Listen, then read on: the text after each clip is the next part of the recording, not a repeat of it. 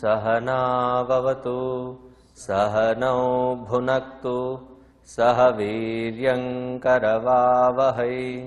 तेजस्विनावधीतमस्तु मा विद्विषावहै।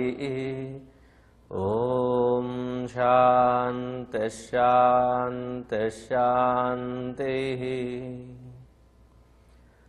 गुरुर्ब्रह्मा गुरुर्विष्णुः गुरुर्देवो महेश्वरः गुरुरेव परं ब्रह्म तस्मै श्री गुरवे नमः। तस्मै श्री गुरवे नमः।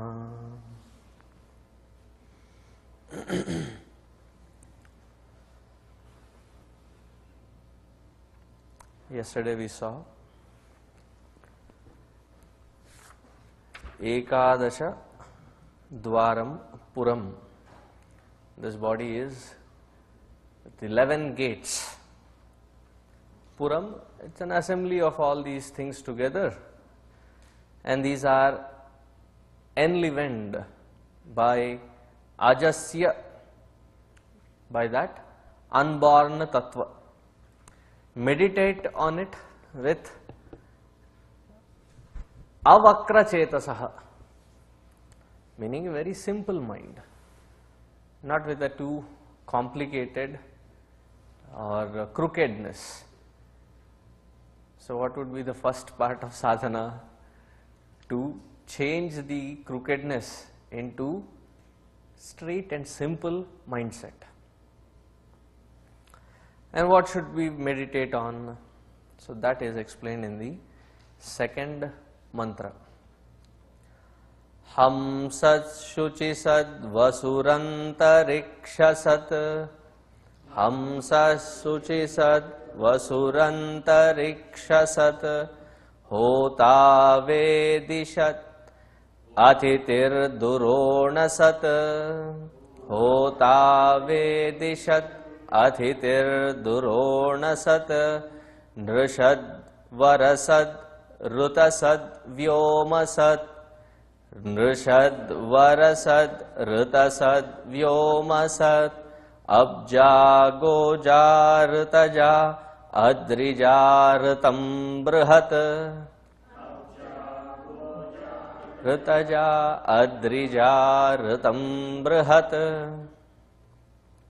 By heart this mantra. The reason I said meditate, memorize this, is so that when we sit on the seat of contemplation, we know what exactly to contemplate upon. It's a very beautiful mantra. Ham saha. There are various interpretations for this word. I said starting letter of the word is Antarhitam.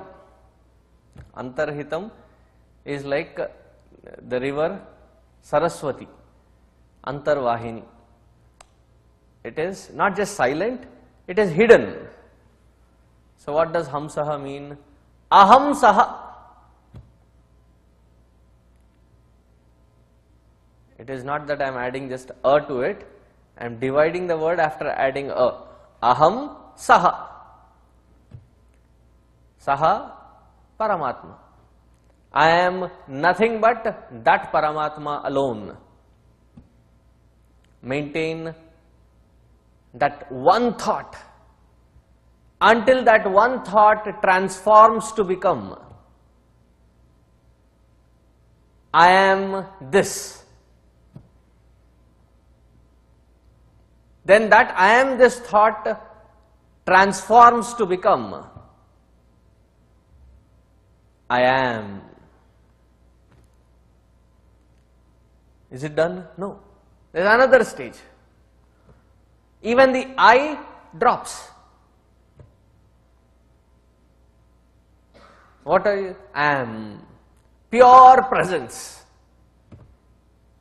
And that is called Prajnanam Brahma. Pure consciousness is what I am. Aham Saha. Then the second meaning of Hamsaha is that which can fly, move about in the sky. So here, see, even the airlines, we say Lufthansa today, the way they break it in German is Lufthansa. I'm not kidding. Lift is to lift or fly, like a swan. And if you look at their symbol, it is like a swan. So what is it that flies like a swan or flies in the sky? It's the sun. Because of which everything gets as though enlivened. Imagine what would have happened if there were no sun. S-U-N. Just to be on the safe side. Nothing, no plant, no flora, no fauna, nothing would have grown here. And he is the enlivening. Paramatma comes in the form of sun to enliven everything. Hamsaha. Shuchisat Vasurantarikshasat. This is the sun that stays, Shuchisat, in the heavens, meaning up in the sky. Vasu Antarikshasat. Vasuhu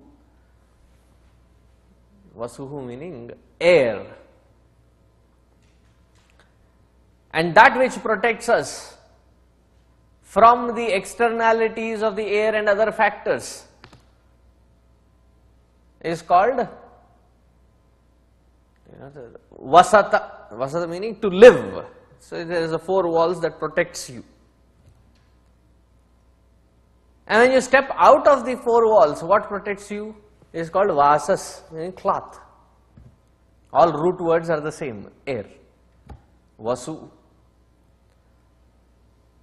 It is the air in the space which is the expression of Paramatma.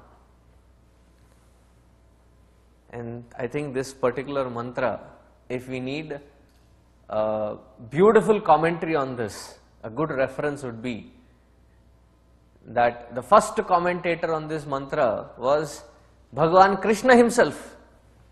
How did he comment on this? By expanding it in the 10th chapter of Bhagavad Gita.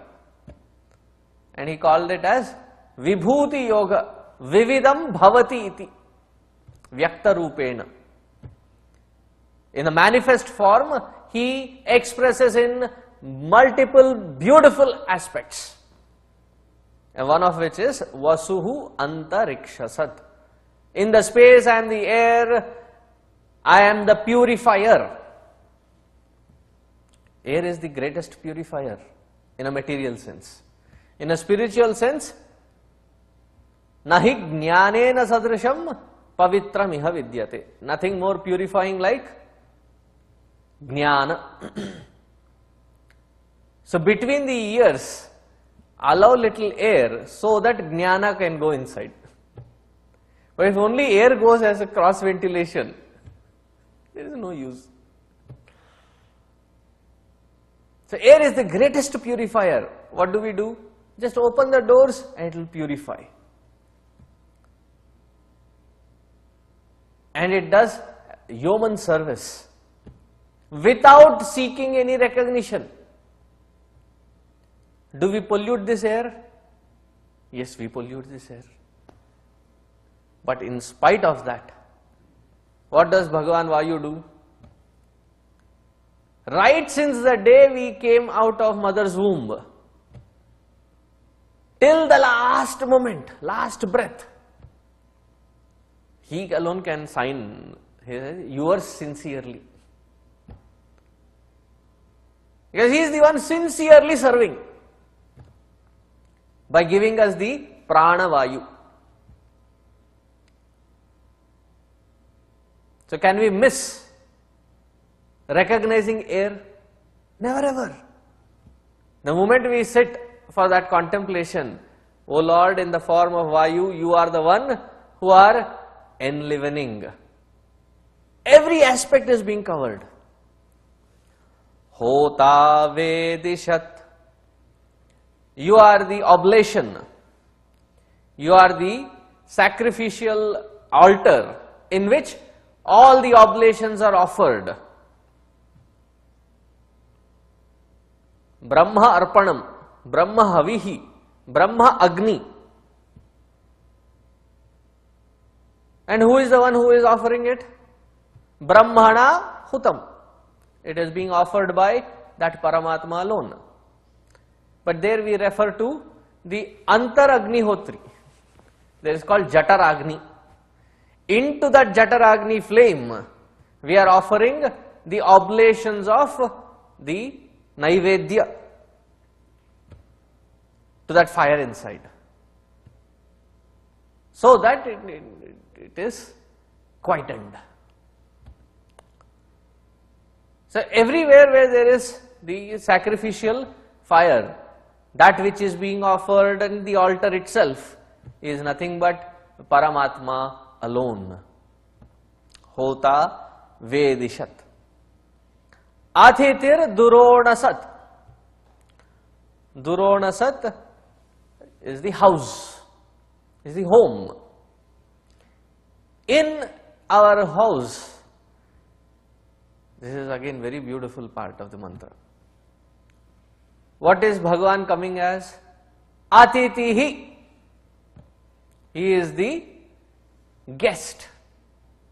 Literally it means the one who has not given a prior notice or appointment.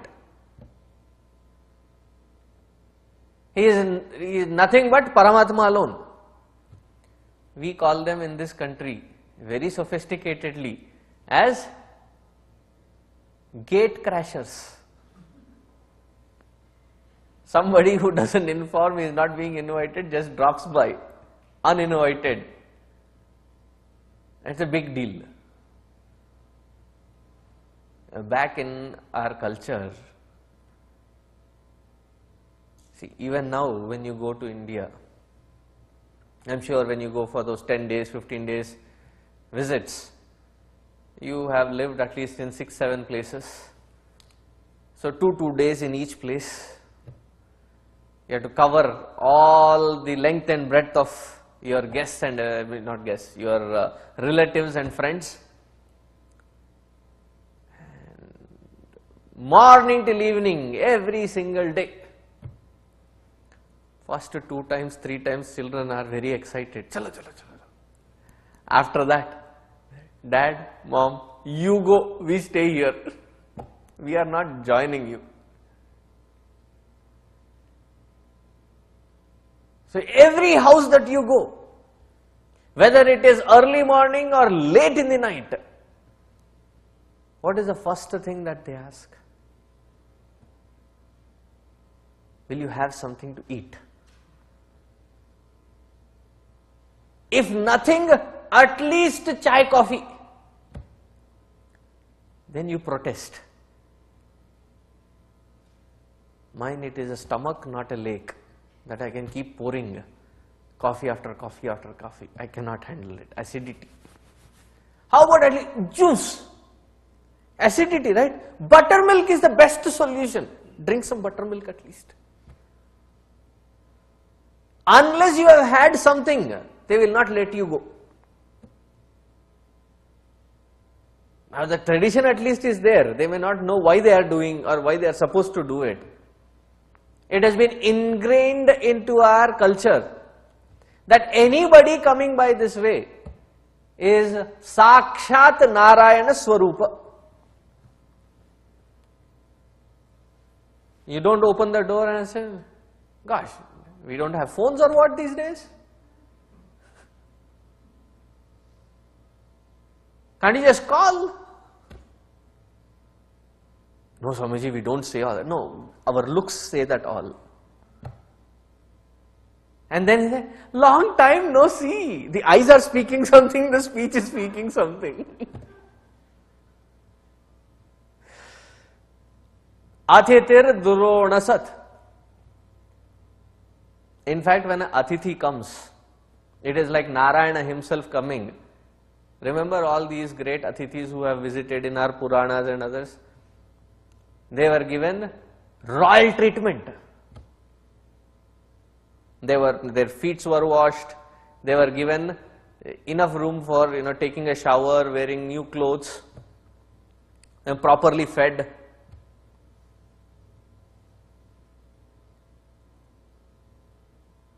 And then until they eat, you wait, feed them fresh food. It is not the dated one. It is not the carry out. Or it is not the leftover from the earlier days, what do you call that bag? Doggy bag. A fresh food that is cooked and served. Why? Sakshat Bhagavan himself has come. That is the attitude with which we serve. Nrishat, Varasat, Ritasat, Vyomasat. Nrishat, he dwells in the human form. Of all the various creatures, the most evolved, supposed to be, is the human birth. Among the human beings, it is the king. And today's it is only a title. Maharaja, Rana. Where is your kingdom? No. My great-grandfather's great-grandfather's father was a king. What are you? I am a title. Only titles left. And the king's responsibility was to be in the forefront to lead the entire community, entire kingdom. It's not that the king is sitting in a bunker. What do you call those? Nuclear protected bunkers, 50 feet below earth. And from there directs the entire army. Go sacrifice your lives on my behalf for our kingdom.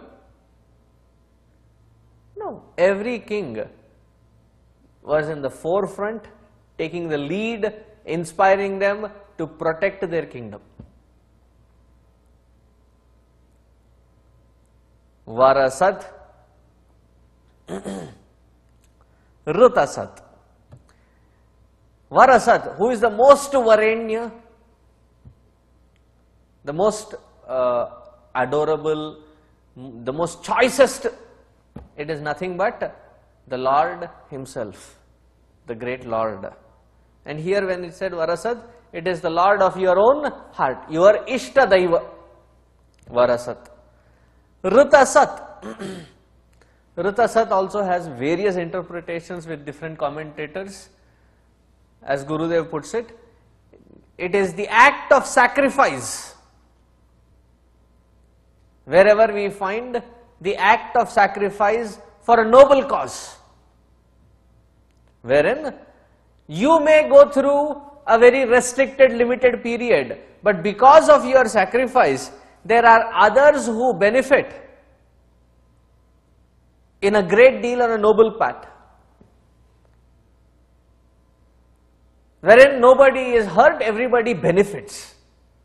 Such sacrifice, Rutasat. Third meaning. Truthfulness, Rutam. In every act that is performed, the integrity with which we perform the act, that is called Rutam, Rutasat. Another simple way to understand what do I mean by integrity.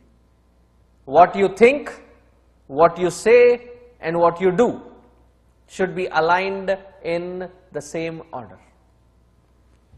It is not that we think something, say something, do something else.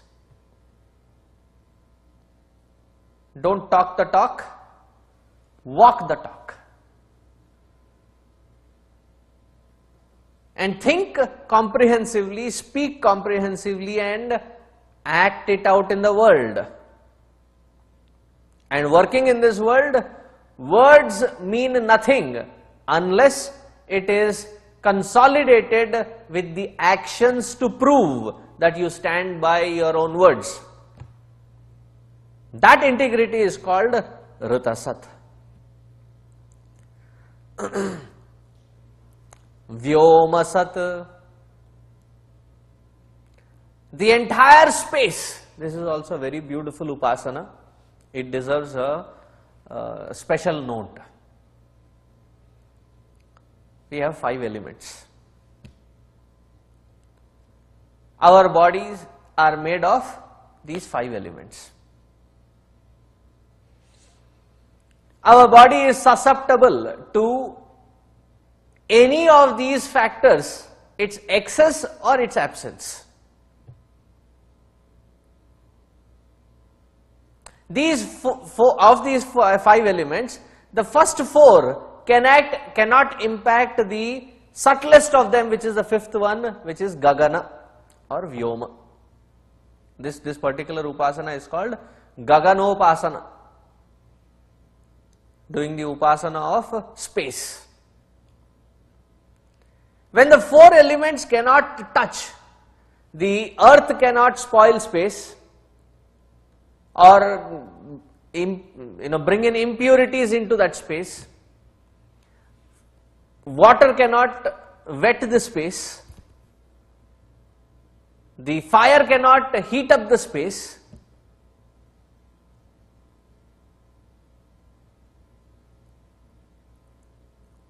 The air cannot blow away the space.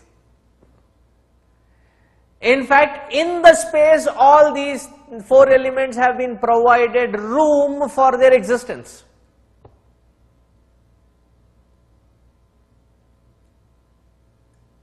And where is that space? Up here. I'm talking seriously here. I'm not saying that it is empty and that's why I said it is space. Space is something which is cognized by the conscious principle, hence therefore it is subtler than the space. When the 4 elements cannot contaminate, bring in impurities into the space, can it bring blemish, dent onto that conscious principle? Can it limit that conscious principle? To understand that I am the cognizing factor of that space and the space is in me, I am aware of that space, I am subtler than the space. We don't even need to do the upasana of the Panchikarana, wherein the other 4 elements have to be understood, their qualities have to be understood and negated. Not required. Understand space and negate that space by being the witness of it. Some people take it too literally and they keep staring into the space. What are you doing? Gaganopasana.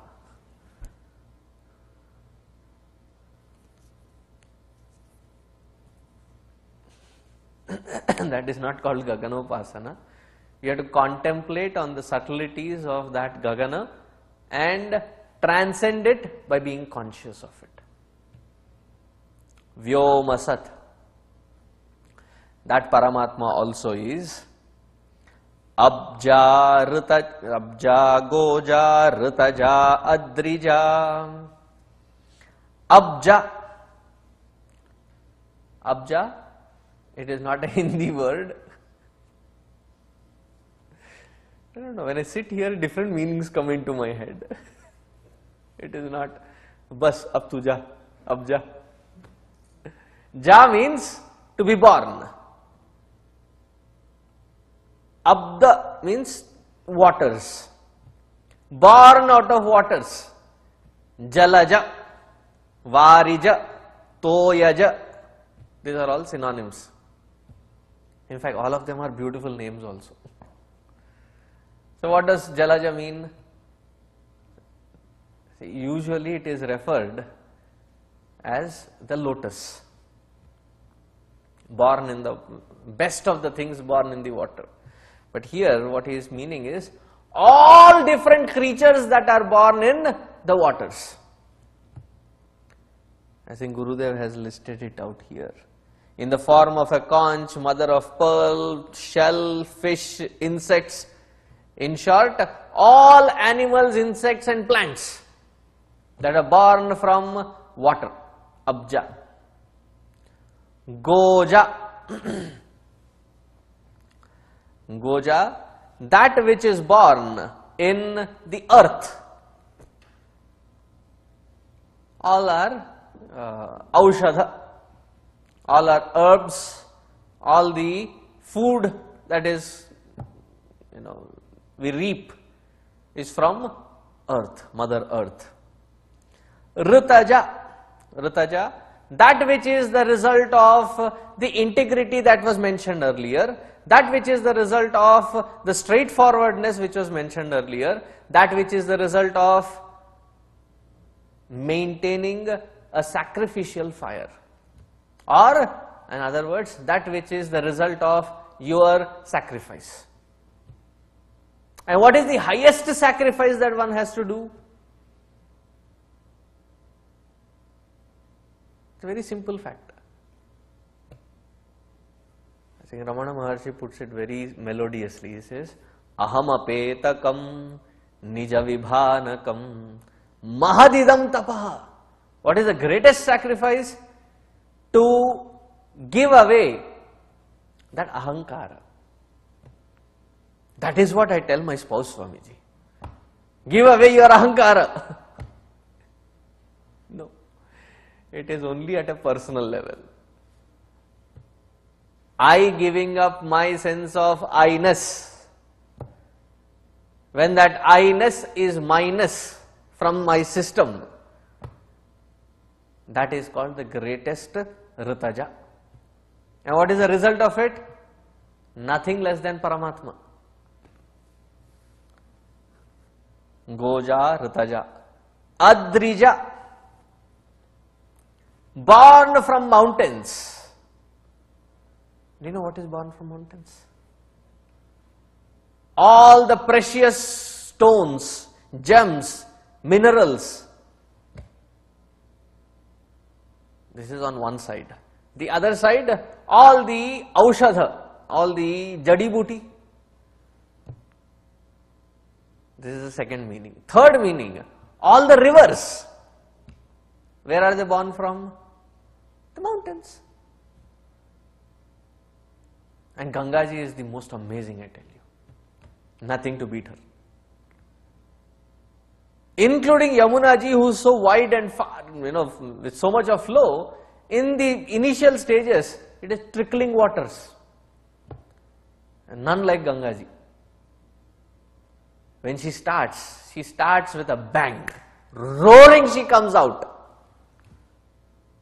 And it's like, as big as this Saaket.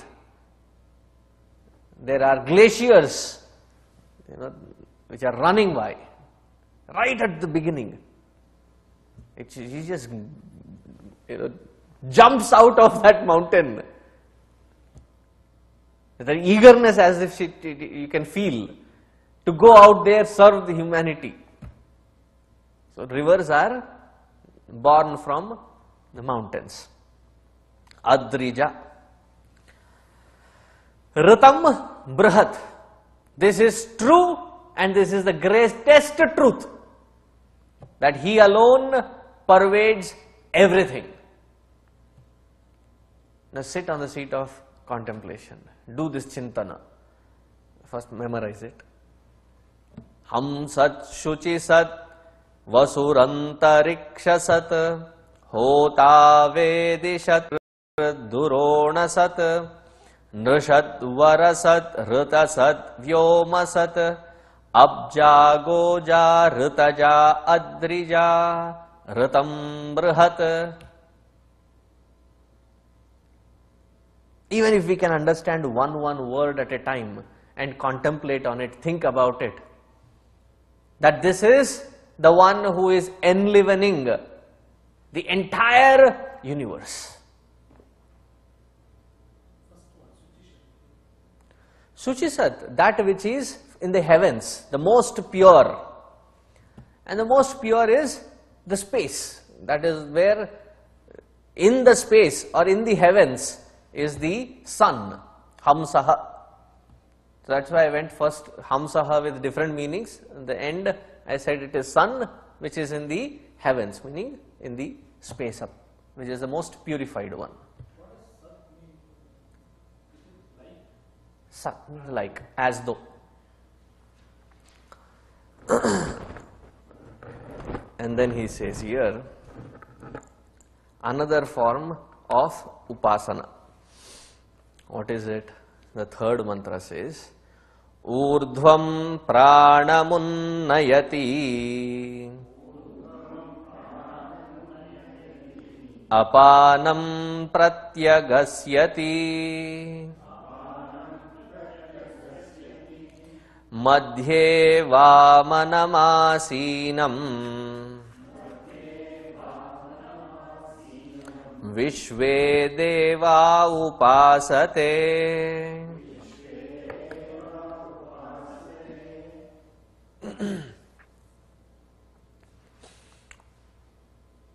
We say that air that we breathe in does different kinds of physiological activities. The total number of physiological activities that the air does, there are around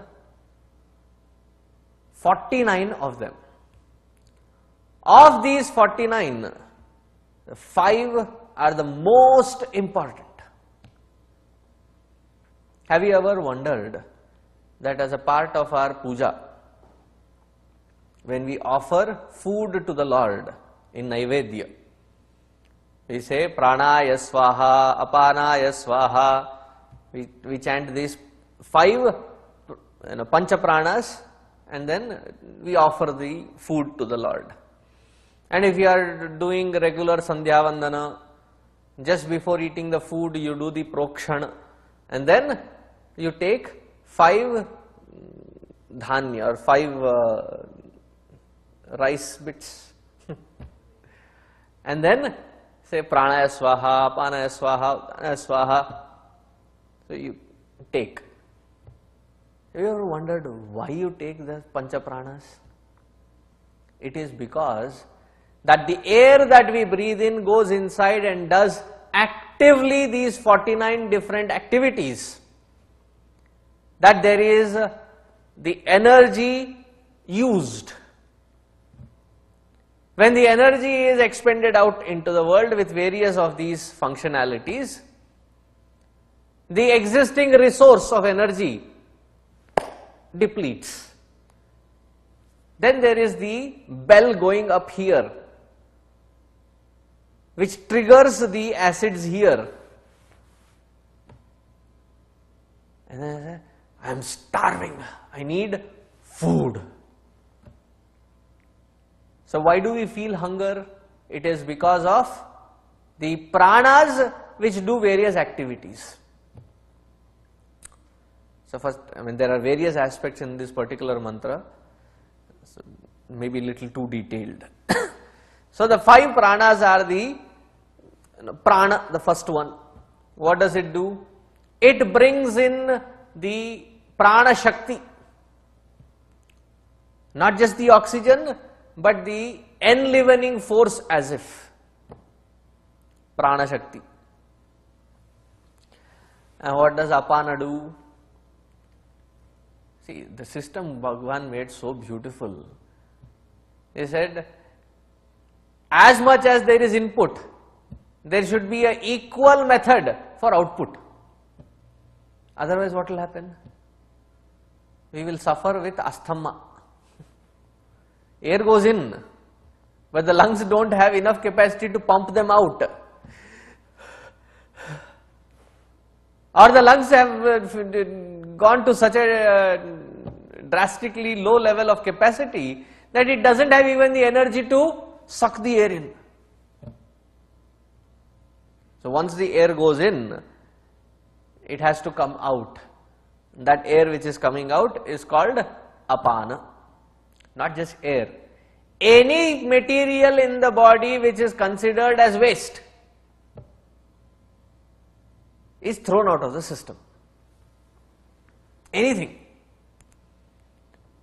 Say supposing you are working with some carpentry, woodwork, and a small little piece of that pricked into your finger, you thought you pulled out everything.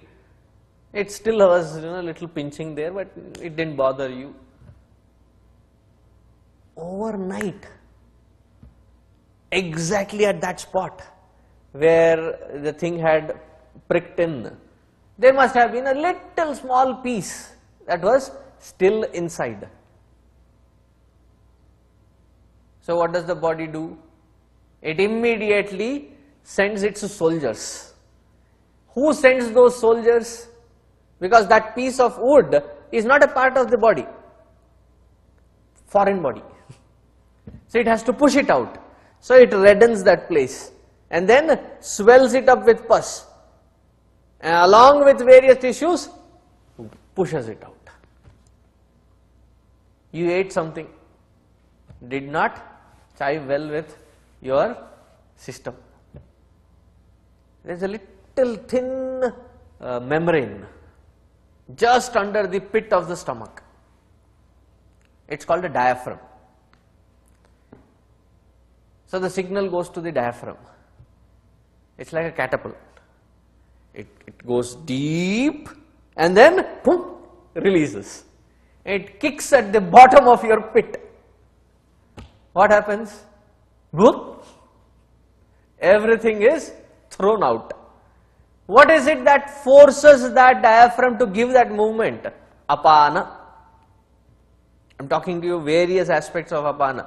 The excretory system is apana. Say something falls into your eyes. What is the immediate reaction? Until then, that was the part of your beautiful eyes. The eyelashes. The moment I think of eyelashes, I think of only Tom and Jerry. You know, there is that lady cat that Tom is after, and she stands in the balcony, and they zoom in and show the face with the eyes. So it was the beauty of your eyes, the eyelashes. And one hair from there,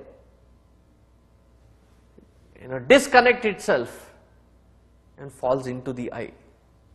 The eye does not say, "Bechara ab tak protect kiya, it protected me all this while.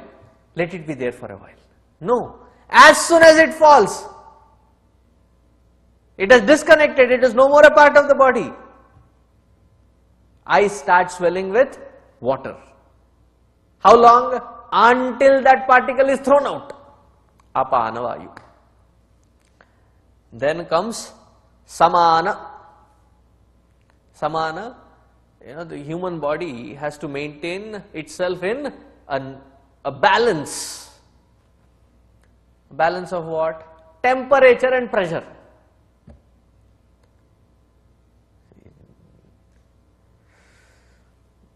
They are very unnatural states that we go into. Come inside, it is cold. Go outside, it is hot. Though it is winter season, it is hot. It's almost like summer. The body should regulate its temperature. When it is too hot, the body kicks in its sweat glands and starts sweating, so that the temperature is regulated. I don't know what to call this. They call it sense of beauty here, but they'll block every pore available so that the sweat and the toxicity cannot be pumped out. Head to toe. The healthy system, it's okay to sweat. And there are products advertised. Put this on so that there will be no sweat. बेवकूफ हो क्या? Translation: are you a fool? Why would you tamper with the drainage system? Let it control, let it take that. And then as soon as you step into cold environment, see, we have Ida, Pingala, two nadis, the right nostril and the left nostril. The right nostril, see, when you go into an environment which is cold, the left nostril blocks itself and the right nostril functions, which generates heat. When you go into a warm place, the right nostril closes itself and the left one opens to cool the system. Who is it that is regulating this? We go through various heights and altitudes, and there's something popping up. Why is it? There is that balance of pressure. So that balance of pressure has to be maintained. Who does this work? It is the Samana Vayu. And then the next one is Udana Vayu. To understand Udana Vayu is very easy. Udana, to fly. Whenever we have noble thoughts, it is Udana Vayu at work.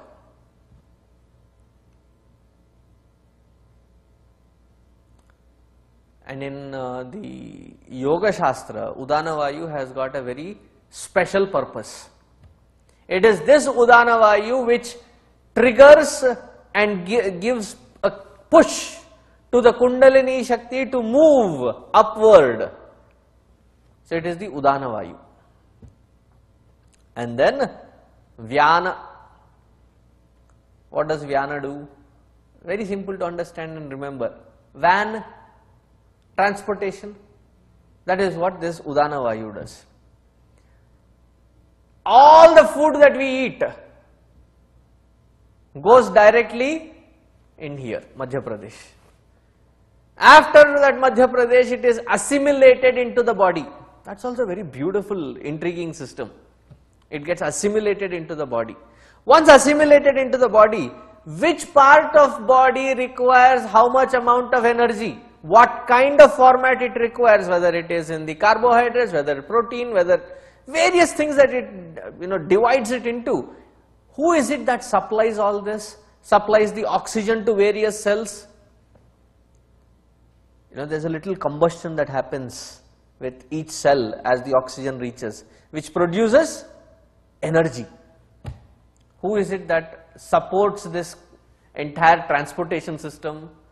Is the Udana Vayu. Now what does this prana and this entire prana vayu to Vyana Vayu, what is the mention here?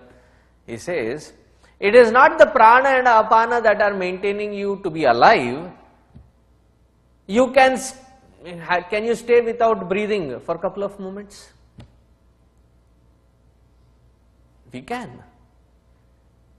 But without Paramatma enlivening, we cannot stay in this body even without that Paramatma for even just few moments.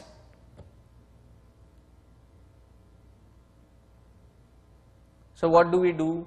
We use this prana shakti to bring a balance, access the mind and then transcend the mind. How do we bring that balance? Right, as we said, Hridaya Guha, that time when we were mentioning, I said use the prana shakti to bring the balance and come to this focal point of Hridaya Guha. How do you bring it? Imagine while you are breathing in that you are bringing the entire prana shakti to this Hridaya, the spiritual heart. While you are breathing out, imagine from the entire body all the Shakti is raised. From the Prana Shakti, all the top portion Shakti is brought in here. With the Apana, you pull all the Shakti from the lower part upwardly. And then merge it in the Hridaya Guha. This is all in your imagination. You have to imagine that you are pulling both these Shaktis. And one day you will experience something intriguing. There is suddenly a beautiful flow of energy. Presently what has happened?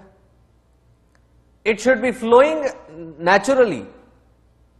See, when you look at a child, why is it that the child's face looks so beautiful? There was one simple reason. The entire network of Shakti is flowing freely without any blocks. But as they grow corrupted, meaning educated, what happens? The Shaktis start getting blocked. The channels start getting blocked. Too much of algae and other things.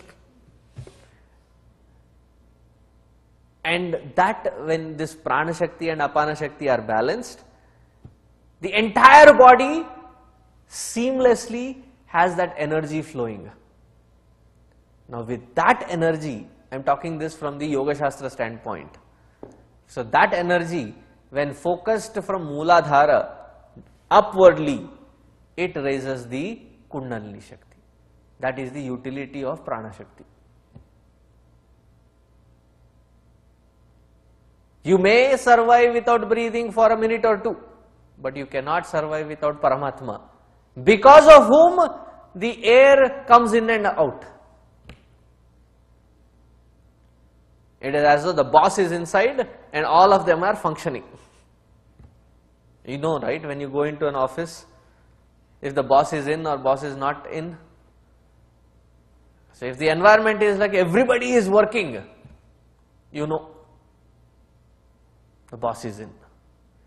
If everybody are like, you know, at one cubicle, 3, 4 in another cubicle, the water fountain, and then, what do you call that room? Break room. In break room, there are a couple of them hanging there. You know, the boss is not in. So similarly, he is here. It is because of the presence of that boss. What happens when that boss quits from this body? So he says in the next mantra, he is an expert in this field, so you better believe Yamaraja.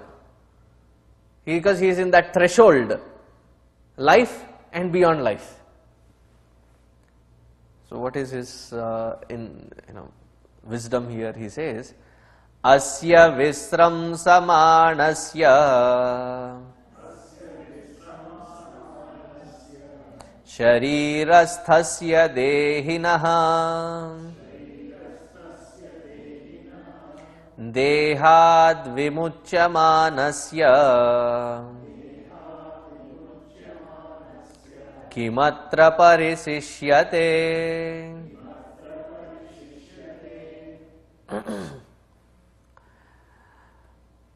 When that conscious principle,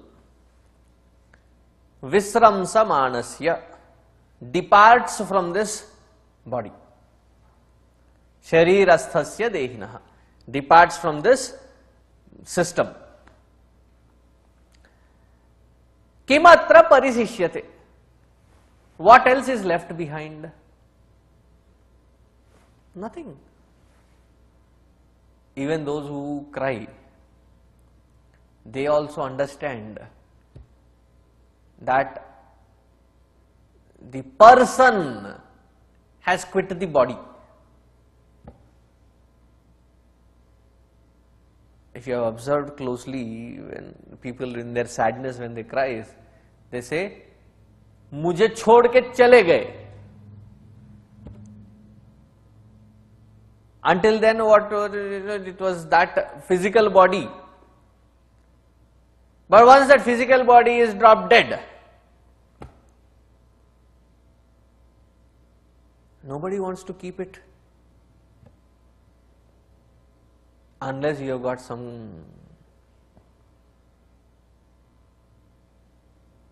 something in upstairs gone cuckoo, wherein you want to maintain it. So what do we do in our tradition? We burn. the most healthy method. Why? There are so many things that can, creep in, and so many things that can happen. That which was enlivening is gone. So what happens to this body? All the pancha tattvas are released into their nascent forms. Water evaporates. Space gives way for everything to shrink. As soon as the body is discarded by the conscious principle, the fire quits immediately. That is why we check the temperature.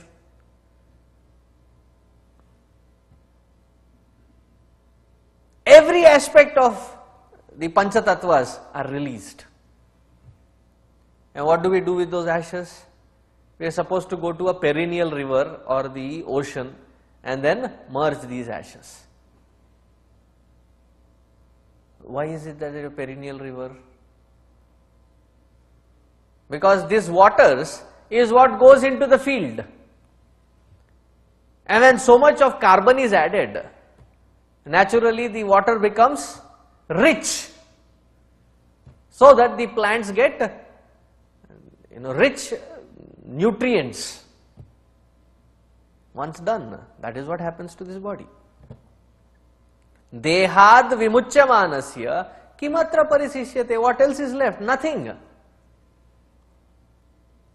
Until that moment, what is it that is enlivening? O Nachiketa, identify that. Focus only on that, because that is the truth.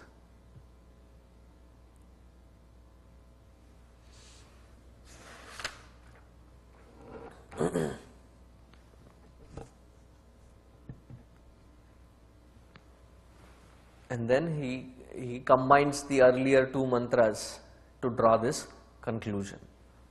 Na prane na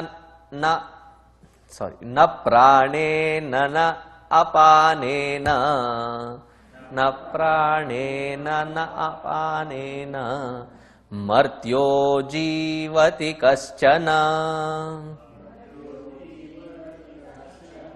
itarena tu jivanti yasmin netavupashritau.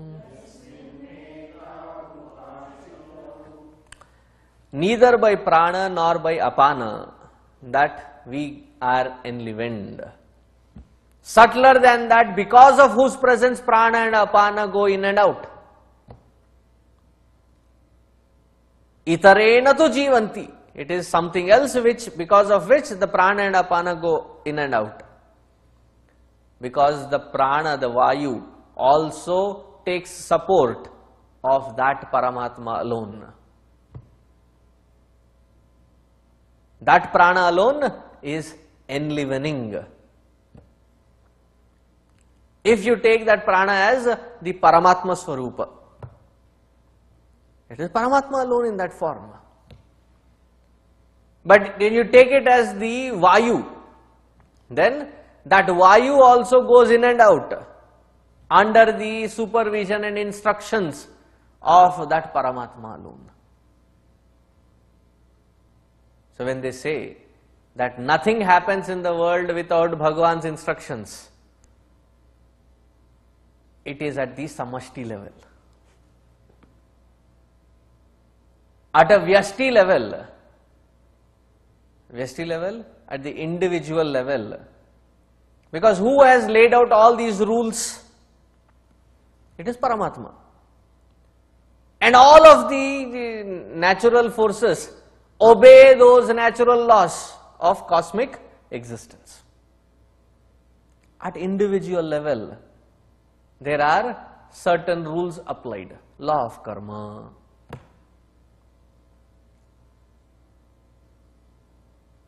And how we handle the situations around, based on the natural laws, we have to start handling it. So when people misuse the reference to context, they say, nothing happens without Paramatma's will. As he has already willed. Now you start willing your life. That's where the focus should be. And as if you can imagine, this is a dialogue happening between Nachiketa and Yamaraja. And Nachiketa has not even stepped into his house. They are still in the porch. And probably by this time they have settled into a seat, I am assuming. So maybe Nachiketa was now feeling that pressure of asking. This is what I exactly wanted to know then. What happens before death, what happens after death. Some people say there is life after death, some people say there is no life.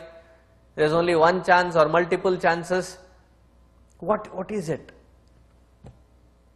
So Nachiketa again is as though like going to ask. Bhagavan says, I know where you are going to. Hold it there. Why? The way he is, saying it in the mantra, he says, Hantate idam pravakshyami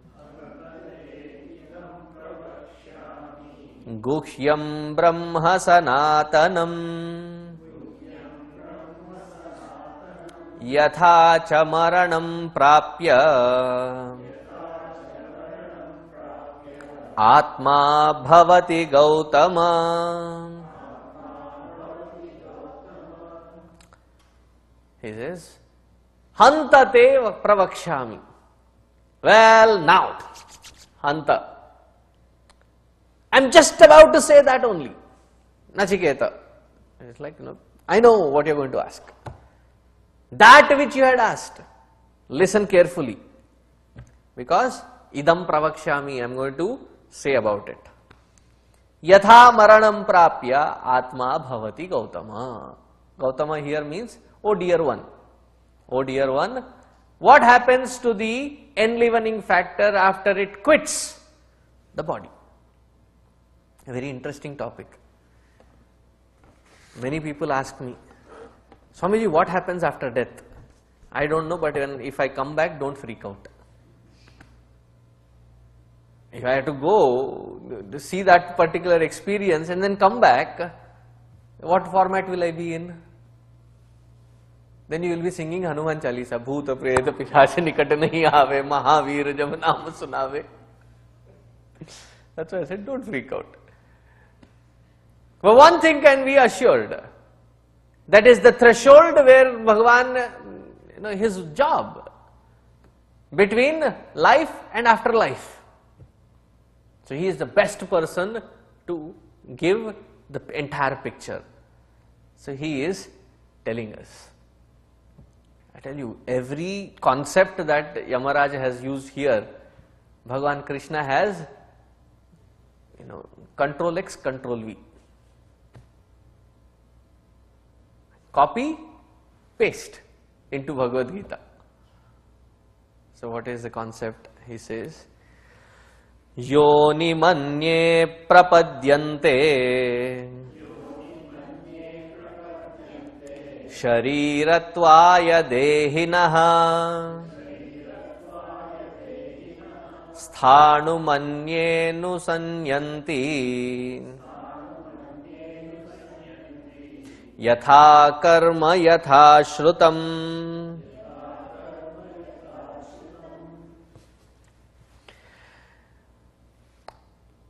There are some people who say that once you are born as human being, your next lives are all assured being a human being. Sorry, not guaranteed. Which is like in comparison to the other religions wherein they believe that only human beings have soul. The rest of the creatures don't have soul.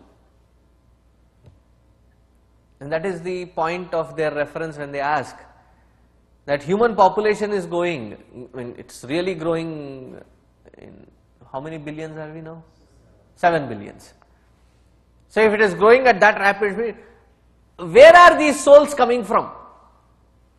Because their concept in various religions, their concept is that there is only human beings who have souls. The others, they are just creatures, they have life but they don't have soul.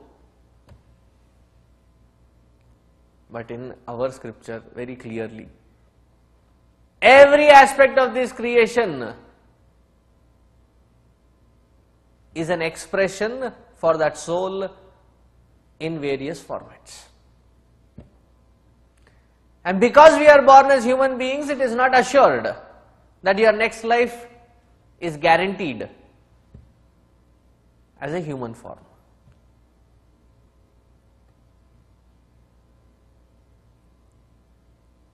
Sure, Swamiji? Sorry, yes, very much sure about it. Yoni manye prapadyante. They get different births. Sharirattvaya dehinaha. Dehinaha, the enlivening factor, enters the deha in different forms. There are 8.4 million, 84 lakhs, 8.4 million, right? Okay. Oh, lakhs and million I still can't convert. I get confused with the zeros. So 8.4 million varieties of species are there.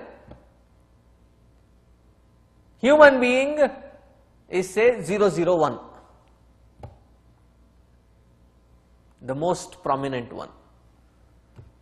Anything lower than that does not have the capacity to realize.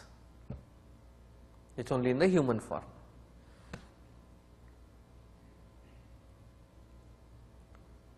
So please make use of the opportunity.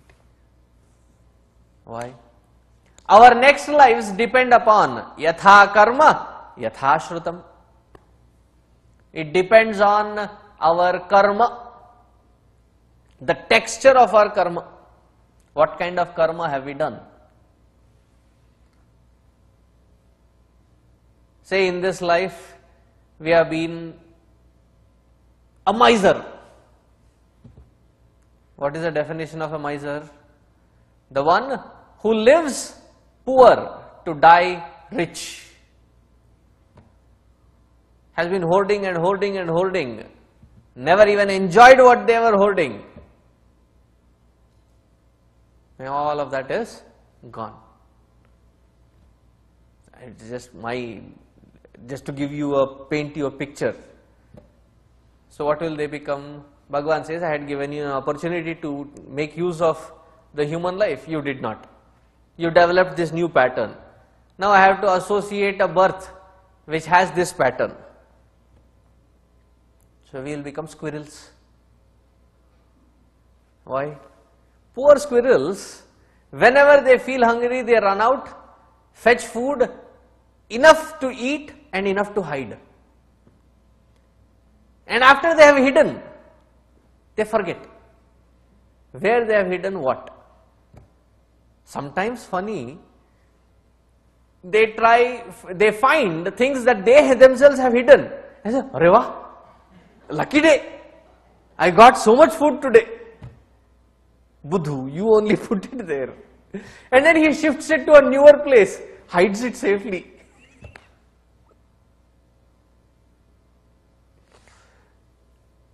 Or say in this life all that we have done was eat, sleep. Sleep, eat. Lethargic life. So the next life will be boa constrictor, or those python and of the same variety.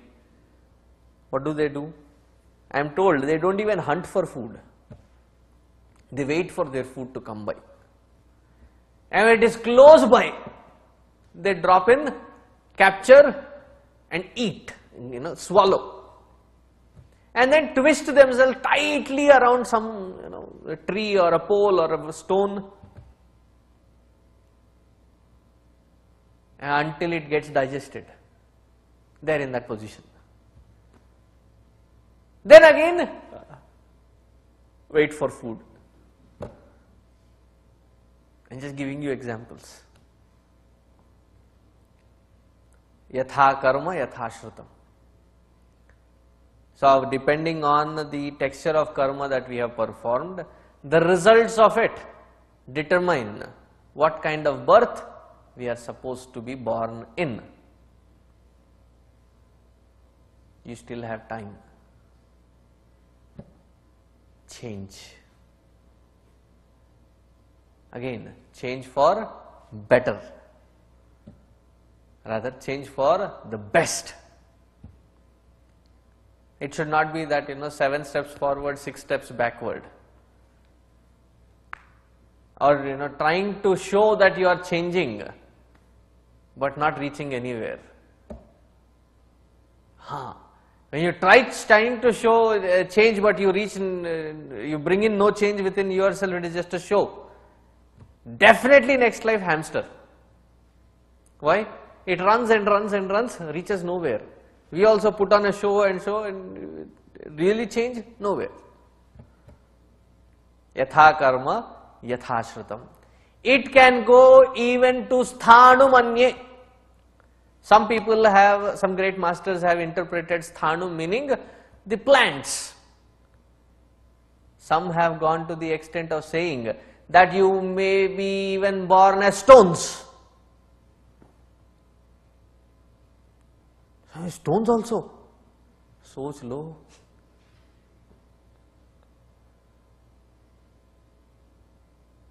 So it means that stone is boulder in that form of the poor jiva is staying there for. Yeah. And it is somewhere like in Texas. Imagine the heat going all the way to 110. Straight this time, what, 70 days? 60 days? Somewhere around those 2 days. And winters go all the way down to 20. And no protection. They ask, right? Is there Swami in Naraka? Do you believe in Naraka, hell? And these kids, they get so, oh, Swamiji said a bad word. He said hell. Swamiji should say H word. Hell with it. Because hell is not a bad word. Not according to Hindutva. See, this jiva who gets trapped in these various births, and even that process of birth, it is nothing but narakavat. They are stuck in that yoni, go through the heat and cold, pain and sorrow, cannot escape. There is one particular naraka that is of a great interest for me. Not because I like to be there, but it drives home the point. What is it? It is called Kumbhi Paka Naraka. In this Kumbhi Paka Naraka, the jivas are very mercilessly handled because of their past karma that they have done. What happens there? They are given a kind of a body, yatanamaya deha, and it seems they are sliced and then stuffed with irritating stuff, you cannot escape, and then lepa, covered, and then thrown in hot burning oil, and the Yamadutas make sure that you are submerged in it for a while. You go through the entire pain but cannot escape. Swamiji, how can this terrible naraka be there? Understand this point. The jiva comes through the rain or through the moonlight. Yeah, we have been moonlighting for a while. Comes through the moonlight and enters into the plant. And the plant becomes a fruit or a crop. Kumbhipaka Naraka, does it happen? Definitely in Indian kitchen it happens. Stuffed baigan. Baigan ka bharta. Mirchi bhaji.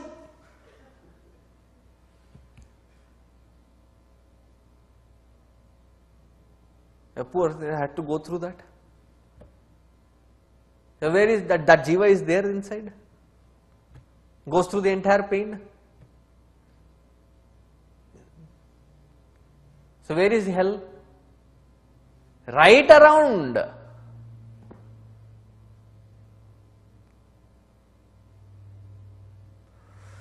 Sthanumanye anusayanti yatha karma yatha shrutam.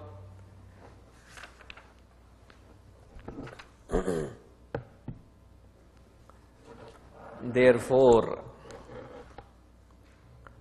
focus on not gaining more punya and lessening of papa.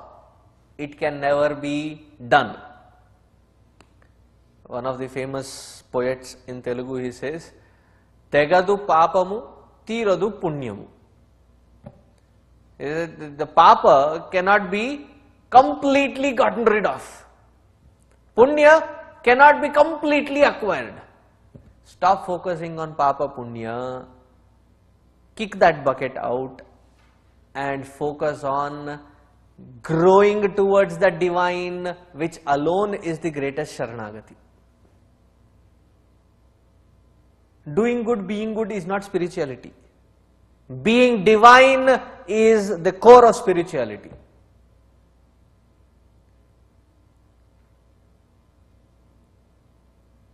If you believe that doing good, being good is spirituality, go read the Western self-help books. That is more than sufficient. But that is not the purpose of life. So he says here, Yayeshu supteshu jagarti kamam kamam purusho nirmimanaha kamam purusho nirmimanaha tadeva shukram tad brahma tadevamritamuchyate tasmin lokashrita sarve tadunatyeti kaschana ye tadvai tat.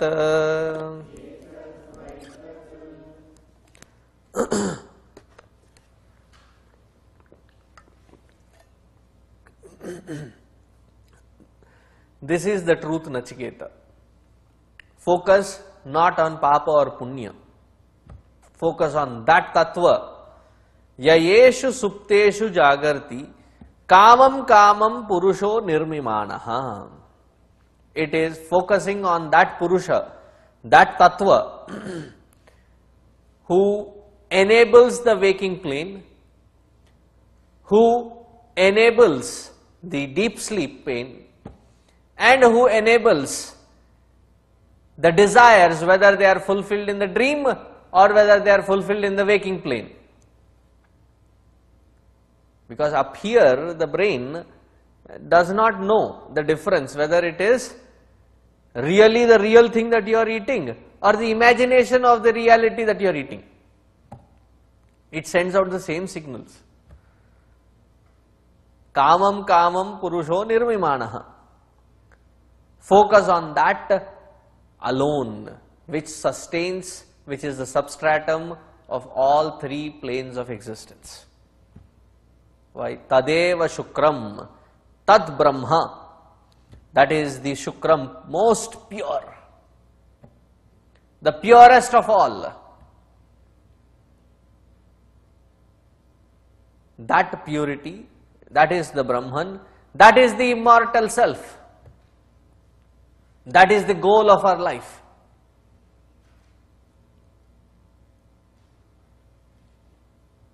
There is nothing else which is worthwhile pursuing. Swamiji, but what happens to our goals, ambitions, passions? Go back to Karma Yoga. Karma Yoga says, unless you have purged them all, you cannot come to this state. So if that is the doubt, go back to Karma Yoga, fulfill that and then grow. Because this is the only purpose of our life. Tadeva shukram tad brahma tadeva amritam uchyate. Tasmin lokaha shritaha. Here Adi Shankara describes it as lokaha, the entire 14 worlds.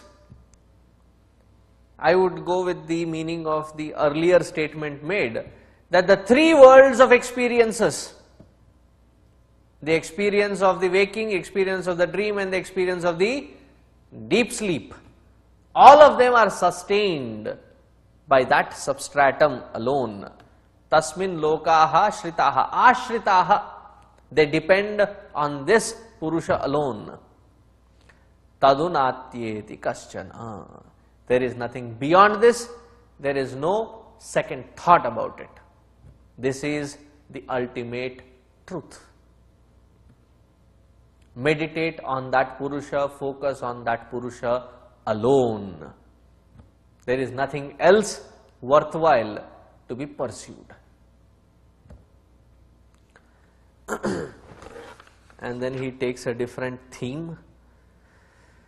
That theme and the next chapter, we will cover it up in next month, which will be our last segment of Kathopanishad. The other day we were looking at the dates. Do you remember the dates? March, February. Yeah, but there is one. So it will be announced in February, or refer to the calendar section of our website. It states very clearly. So we will try to cover Kathopanishad by next month, in that week. Om Purnamadaha Purnamidam Purnat Purnamudachyate Purnasya Purnamadaya Purnameva Vasishyate. Om Shanti Shanti Shanti. Harihi Om Shri Gurubhyo Namaha. Harihi Om.